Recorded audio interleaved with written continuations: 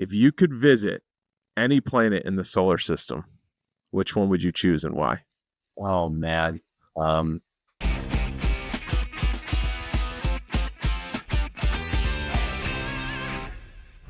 What's up, everybody? Thanks for tuning in to 5 with T5. We're going to bring local business owners, community champions, and all around amazing individuals on to learn about them, their stories, or business in a quick and effective way.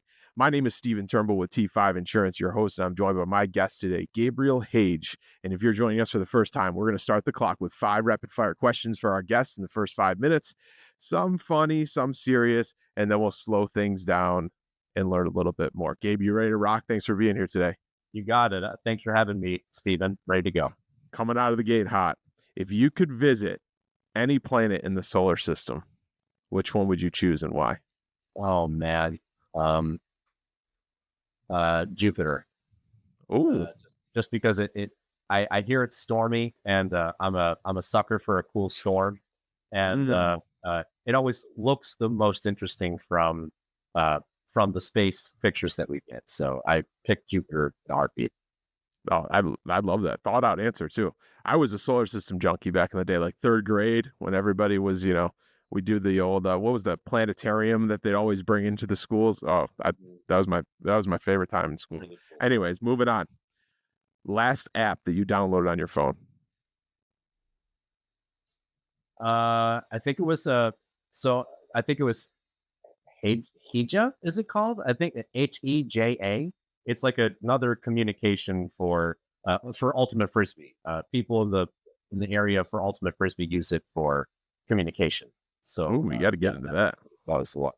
We'll have to get into that in the back end. All right, perfect. Okay. Question number 3. You have to pick one, and I say that from like what would be your preference, and then I want a reason why. Beautiful summer day in upstate New York, or on an upstate New York lake, or on a beach in the ocean. What would you prefer? On an upstate New York lake. What's the reason for that? Well, I think ever since I was a little kid, I think that's kind of the thing that growing up here as a kid, like every family strives to have something like that for themselves and to share with other and to create a legacy with. So I remember my parents dealing with some of those properties that they had inherited from their parents when I was a kid.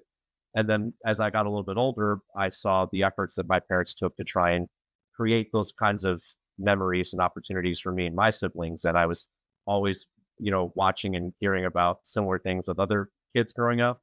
So, and we have a house not nearby, I think maybe about 2 hours away on the Great Sacandaga Lake. And, oh, sure.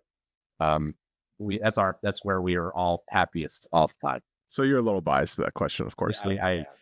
Love it. Now, question number 4, reflecting on your journey for Gabriel Hage at this point, today that we record this, what role has mentorship played in your personal and professional growth? It's been a huge role. I wouldn't be where I am today if I didn't have the excellent figures who took it upon themselves to try and help me out along the way. And I'm fortunate to say I've had a few of them, but huge, absolutely huge. Love it. And I think it never seems to surprise me and amaze me how generous people are to just give back, have a conversation in a mentorship capacity, right? Like, have a lunch, have a coffee with whoever you're trying to connect with, especially in this area. Question number 5, last question. One skill or talent that Gabriel Hage has that people might be surprised to learn about. Remember, this is a PG show too. Okay. Right. Yes. Thank you for reminding me. So it's kind of a musical instrument that not a lot of people know about. But have you heard of a melodica? No, not at all. So it's a little musical instrument. It looks like a tiny little piano, but it has like a little tube that you can blow into, and so you play it kind of like an accordion, but it's a piano. Really? I got it as a gift from a friend a long time ago, and I've messed around with it a bunch, and I can actually do some fun stuff with it. And I've noticed over the last couple years it's becoming so much more popular. I just saw a video of the lead singer of Mumford and Sons playing at a jazz festival in New Orleans, and one of the instruments that had a solo opportunity in his cover of House of the Rising Sun was a melodica. So No kidding. yeah, it was really cool. See, now that's something that I'm surprised to learn about. What a great answer. Gabe, you made it. You survived the first 5 questions. I know. I know it. I know it. But you crushed that. I really appreciate you taking the time to be here. I think this is cool because we've only known each other for maybe a month or two at this point, maybe Right. 2 or 3 months. And I'm just going to say that you're just one of those type of people that you meet, and the first time that you have an interaction, you're just like, man, I got to get to know that guy better. You just come across as, extremely genuine. And that's why I wanted to have you on here to introduce you to some people in my circle, people who might be watching the show and different things, and just to our community in general. So just introduce yourself on the 30,000 foot view of you, your story. And we only got about 10 minutes, but then we can I want to get into the Frisbee stuff, the umpiring stuff. We can touch on that, but tell us who Gabe Hage is. Sure. Well, Steven, thank you for the kind words, and might I just reciprocate and say that it's been a pleasure to get to know you. And speaking earlier about mentors, I oftentimes when I think of mentors, I think of somebody who's much older than yourself or has a lot more experience than you, in so many ways. But I have to say that a lot of the people locally, you included, have been very generous with their time and with their expertise and just being someone to talk to. So I thank you for that, and I want to officially recognize you as somebody of that clout and of that generosity. Appreciate you saying that. Thank you. So my 30,000 foot perspective, I'm from the Utica area. I grew up here, so it's been wonderful to be back these last couple months, and I'd say that let's see, I'm the middle child of 2 sisters who are both incredible human beings. It pushed me to be the best version of myself every day and to constantly improve myself. And my parents, JK and Hetty, are wonderful, incredible people who worked and earned degrees while they were raising us kids when we were very little. And let's see, I went to Hamilton, not too far away from here, not too far away from where you grew up. And then I worked as a teacher in New York City for a year with an AmeriCorps program called City Year, which was an incredible opportunity. I taught 8th grade English during the day, and then I developed and ran an after-school program. And I also got to play professional ultimate Frisbee while I lived out there. That was what I did between college and law school. So I had a little bit of extra time on my hands outside of work, and I played professional ultimate Frisbee for 2 years, which was a lot of fun. But then I moved to Albany for law school, and then I stayed out there to work and to live for a while, and then I eventually came back here. I think I always knew that I wanted to be because I did a lot of martial arts growing up, and once you reach the level of black belt, you were told that you had to start taking on teaching responsibilities as well as training responsibilities. So at a pretty young age, I was put in a position where I had to develop the ability to, speak in front of people and negotiate and impart information and work with people to help them accomplish a goal. So I thought maybe I'd try that.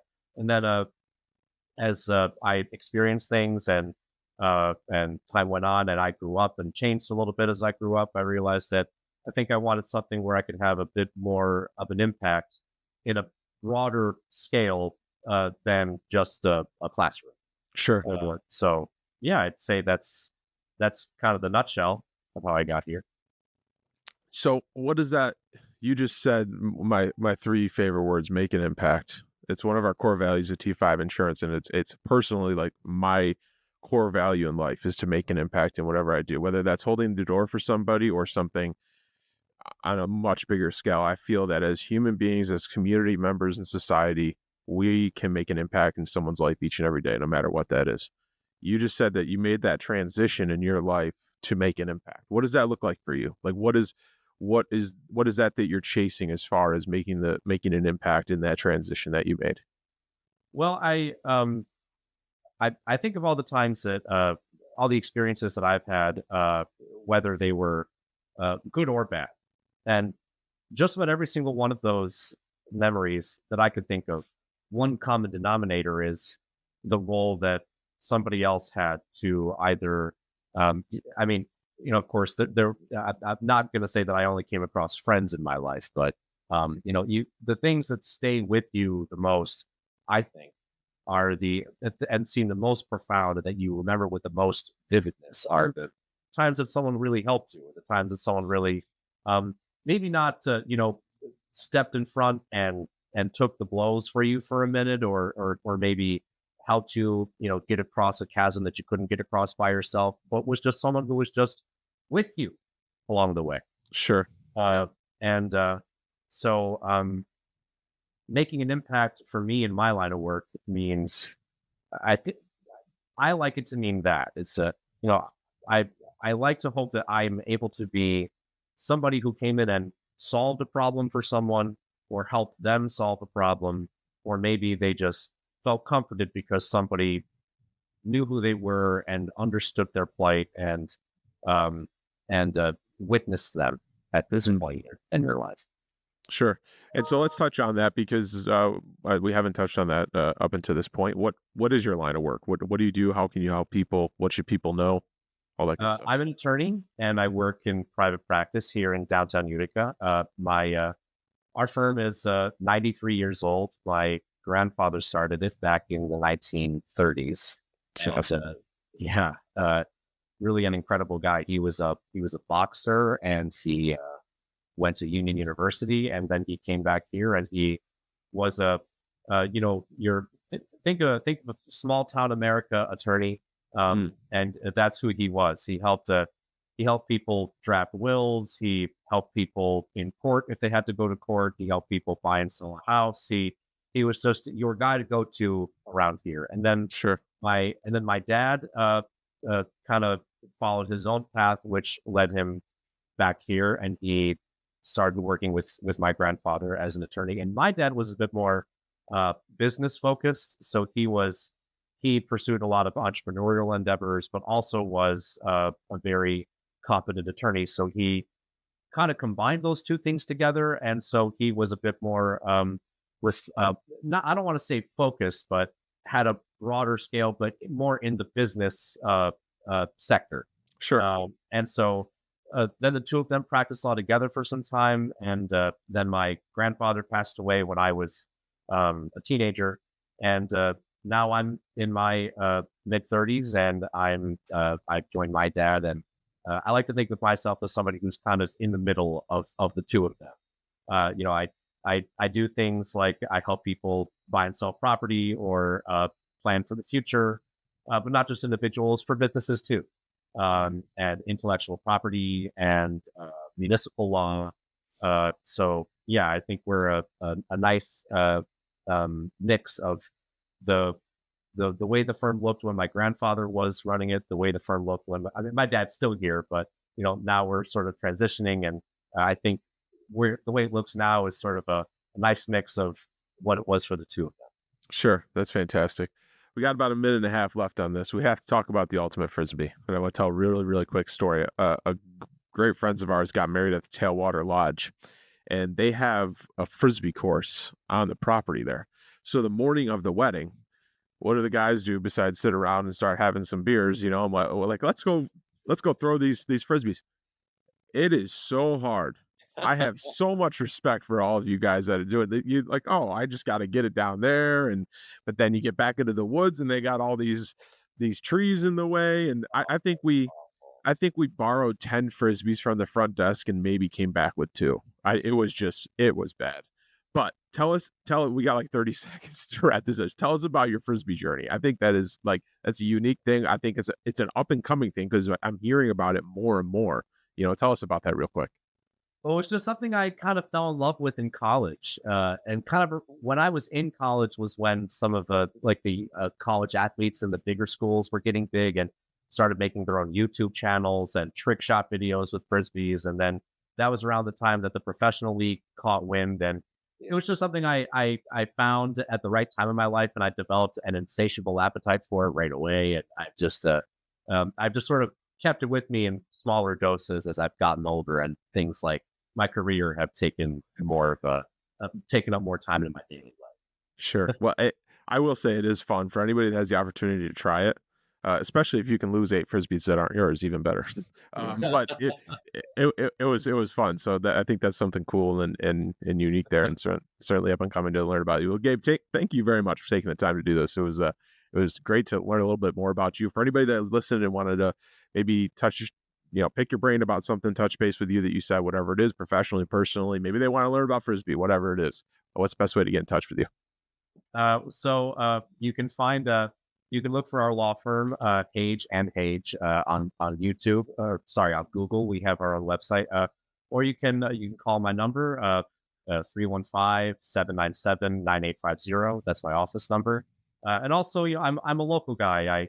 I umpire my nephew's baseball leagues during the week. I like to see friends for board games during the week. I live downtown. I'm out and around. Awesome. Well, everybody, that is a wrap for today's episode of 5 with T5. Hope you enjoyed this engaging conversation with Gabriel Hage. Thank you very much again for being here. Be sure to subscribe to our YouTube channel and Facebook page, T5 Insurance. Do us a favor there. And until next time, remember, the power of connection and learning from one another is what makes our community thrive. Most importantly, remember to make an impact in someone's life today, even if that's your own. Stephen Turnbull with T5 Insurance. We'll see you next week. Take care.